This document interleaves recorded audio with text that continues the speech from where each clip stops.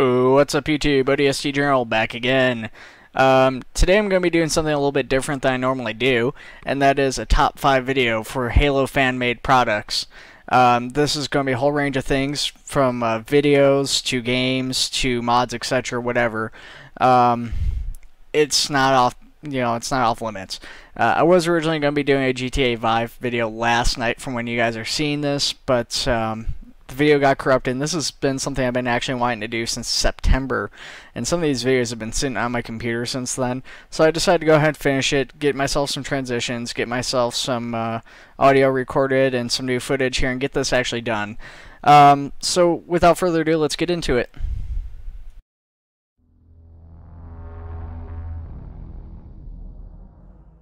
Alright guys, first up on our list is a fan-made film, Halo Helljumper. Now, some of you guys have seen this. I know there's been a lot of criticism, and you may be wondering why I chose this as number 5 and put this on the list at all. And the fact is, I wanted to have some representation of Halo cinema in here. And Halo cinema's had a pretty lengthy history now, both regarding fan-made stuff and actually officially supported and made content, ranging from full-length movies to short films to promote the games. With things like Halo Nightfall, all the short films for Halo 3. There's a whole bunch of cinema, but fan-made cinema is a lot less well represented. Really, there's very, very little, in fact, when it comes to fan-made cinema that's live action. And that's the reason that we have Halo Helljumper on here. Now, it may not have had a big impact as like Operation Chastity, where they actually made a Warthog and they got a bunch of hype and stuff built up around it, or as good looking as Halo Faith would have been, but it was the one that got completed. Now, like I said, it's been criticized for shortcomings, and it's ranges for a few different things, and like anything, it comes down to somebody's opinion. Some of this ranges from stale acting. Some people didn't like the graphics, and like I said, compared to stuff like Halo Faith and stuff during their teasers, it's not as good looking. It really isn't, but it's not the worst. It could be much, much worse, and there's very few that actually got completed. Now, as you guys can see in the video here, they are asking for support for episodes 3 and 4, so only the first 2 episodes of this actually ever got produced, and the 3rd and 4th got dropped. And so this short film, or whatever you want to call it, these 2 episodes, left on a cliffhanger. And it basically follows the story of an ODST who's a veteran, but he's been wounded in battle, and he's telling this rookie his life story so that the rookies doesn't make the same mistakes he did.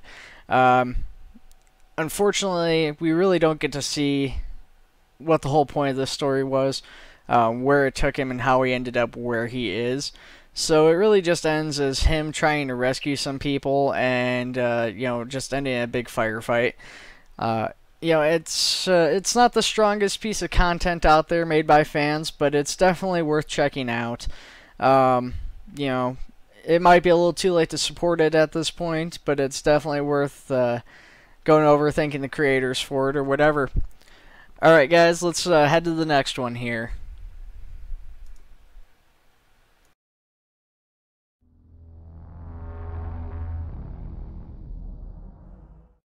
Alright guys, let's get going with number 4 here then.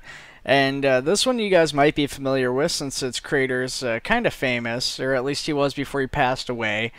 Maniom created Master Chief vs. Samus. Now, depending on the version you guys have seen of this, it could be Master Chief vs. Samus, since it's kind of a surprise ending where at the end Master Chief is actually revealed to be a woman in this, and then there's a whole dance scene. It sounds really goofy and over the top, but if you guys are familiar with Maniom's other work like Ruby and Dead Fantasy, this really doesn't come as a surprise. And like his Dead Fantasy series, the action in this is just over the top and crazy, but it's really awesome. Compared to some more modern stuff, or even Maniom's later work with Red vs. Blue, where he did the animations and later seasons of that, it's not as good, but it's still really awesome. It's still a lot of fun to watch, and like I said, it's just crazy over the top action. It's real fast paced, and it's it's something that you won't get anywhere else, and nothing quite like it in the Halo universe. It's kind of an interesting fight, just seeing these two come together, and really some of my favorite parts, though, are actually just the parts where they're not even really fighting each other, but they're fighting the Covenant, and there's waves and waves of Covenant, and you see this ODST squad get wiped out at the start, and it's a really awesome video. I want to say a whole lot more about this. Like I said, I pretty much summed everything up here in just this minute and a half of recording, but I want to go on a little bit more. Like I said, the creator of this, he's gone on to do a bunch of other stuff that's probably worth checking out. Dead Fantasy, like I said, which is Dead or Alive versus Final Fantasy, and it's kind of a similar format to this, but it was a whole series of videos instead of just a one-shot like this is. He's done Ruby, which has become quite popular recently. I've been seeing that all over the place. And of course, like I said, last, he did a lot of animation for Red vs. Blue in the last few seasons before he'd passed away here. So you can see those, and if you watch the seasons of Red vs. Blue, specifically the fight against Tex, where they're fighting in was it Foundry or Foundation? I can't remember because it's been so long since I played. I think it's Foundry though. They're fighting, and it's 3D animated, and it's all both the Reds and Blues fighting Tex, and that is Monty Ohm's work, and that's very similar to this video and the style in it. There is shortcomings in this video too, but they're much less noticeable than some of the other ones on this list. Specifically, like I said, Halo Helljumper, which had its shortcomings that people have pointed out quite frequently. This is far less noticeable because it's basically just him kind of taking shortcuts on animation in the background to save on render time and stuff for things that you're not going to notice unless you go frame by frame and look through crowds of Covenant and stuff. But going on 3 minutes here, let's end this one and we'll move on to the next one, guys.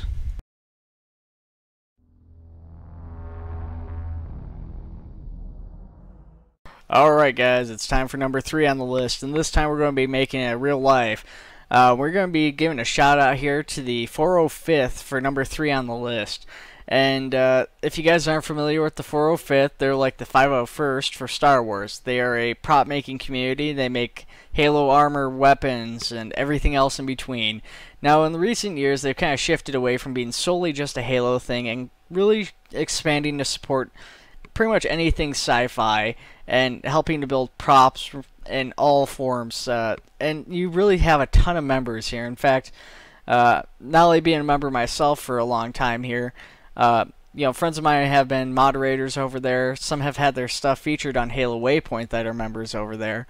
And it's just a massive community. It's really supportive and really helpful if you want to go and build some Halo armor. Now, with that being said, though, the impact they've had has not just been limited to Halo and like events like Dragon Con and pretty much any convention, because really any convention you go to, if you see somebody in Halo armor, chances are at the very least they know of the 405th. But it goes beyond that. If you guys are familiar with The Guild, which was an online series featuring a whole bunch of actors, most notably Felicia Day, there's actually one of the founders and another member of the 405th were actually featured as bodyguards throughout, I believe it was, I can't remember the season, but they were at a convention in the season, throughout the whole entire season that took place at this convention, and they played bodyguards in it, and you see them in their Halo armor. It's really awesome that, this community, not only are they helpful and stuff, but it gets to spread out and it gets them into all these other things, that you wouldn't normally ever see anybody like this in.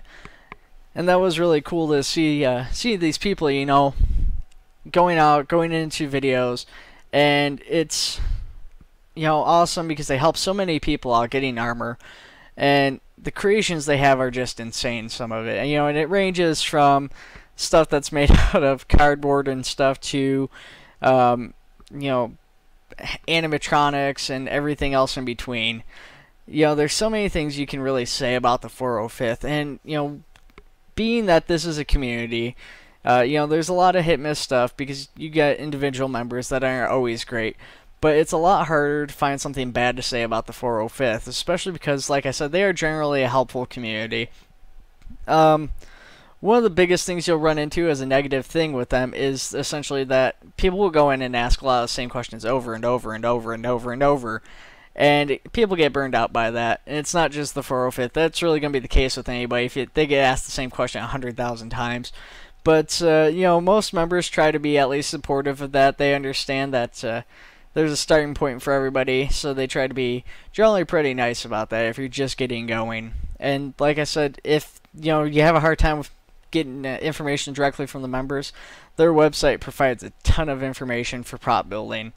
But yeah, it's really awesome, and there's so many cool pictures and stuff that come from these armors, and a lot of cool members that have really come out because of this website and this community. Really, I think that's all I got to say about that, so let's go to number 2 here, guys.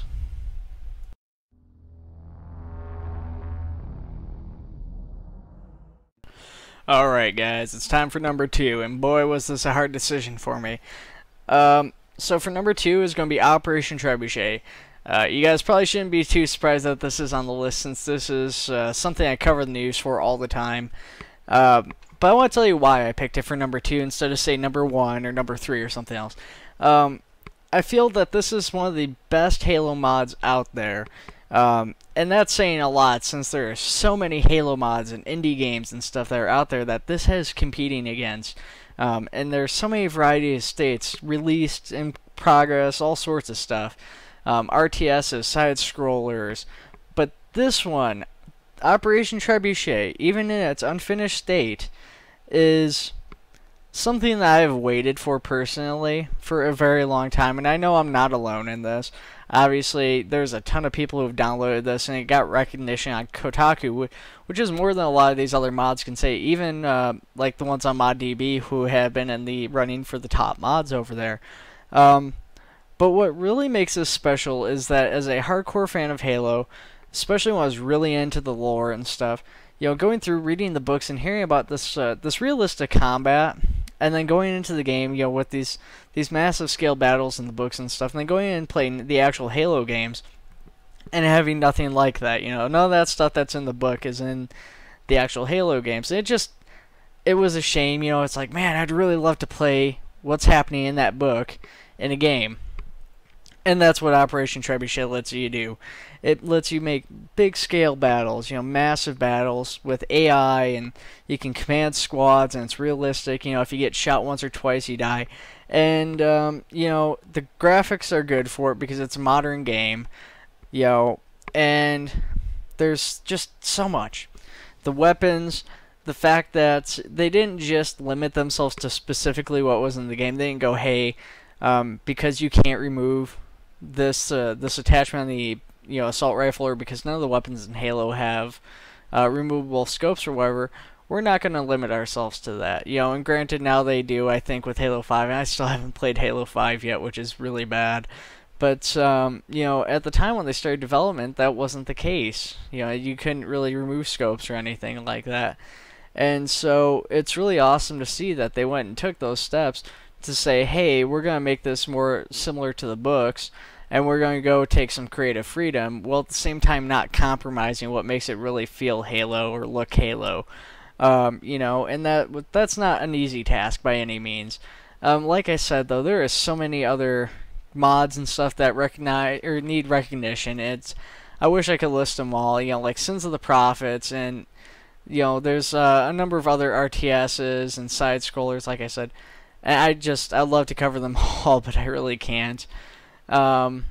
Mainly, though, they are RTSs. I think that is the vast majority of Halo mods at this point.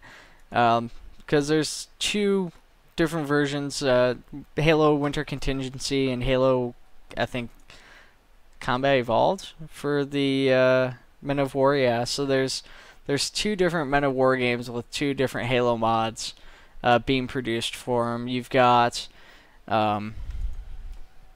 got Space and Engineers, where people have constructed Halo spacecraft, but above all of those, I feel Operation Trebuchet reigns supreme. Like I said, it was no easy choice picking this out and saying, hey, this is the case, this is what's best. But I think it's the most deserving. Like I said, it's really the thing that makes it so good is just allowing people to live out the fantasy of the books. To say, hey, you're not just limited in what you can do in the games, in this fast-paced combat that's not realistic or anything. It's saying, hey, you can live the book, you can play the book, and you can create your own scenario and do whatever with it. Alright, guys, let's go to number 1 here, though.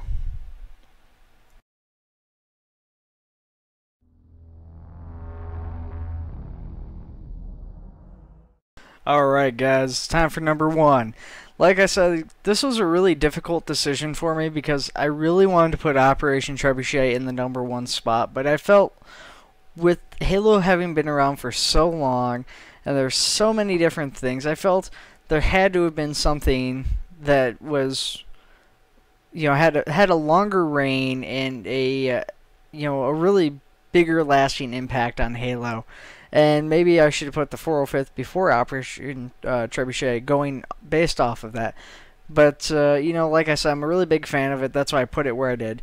But there was something, and that is Red versus Blue. Like I said, I talked about it a little bit earlier. Chances are everybody watching this video knows what Red versus Blue is. I shouldn't have to explain it. But this is one of the first really mainstream machinimas. It's not the first, and it's, maybe not the most original right offhand, but it is funny as heck. There's so many seasons now. I think they're in like 11 or 12, and that's not including spin-offs and PSAs and everything else they've done.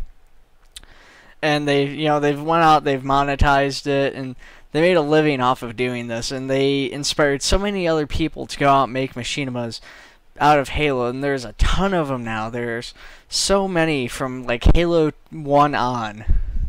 Like really, this from the start of Halo, since Red vs. Blue. It didn't start right away, but I really feel Red vs. Blue was the big driving force behind a lot of machinima makers, because they went and said, wow, that's really awesome. How do I do that? What do I do? And they started making them, and like everything else on this list, there's a ton of variation in the quality, but Red vs. Blue reigns supreme. Watching these two teams go at it for years, and some of these old jokes just constantly being brought up time and time again, and you'd think that something like that would wear old, but it doesn't. And that's why I had to put it at the number 1 spot. I mean, if you guys haven't seen Red vs. Blue, check it out. There's some, like I said, there's a whole bunch of seasons for it, but start at the beginning. Start with Halo 1 and watch from there. Well, guys, I think we're going to conclude the top 10 there. I know this wasn't as long as some of my other ones on the list, but I mean, what do you say about Red vs. Blue? That hasn't already been said a bunch of times.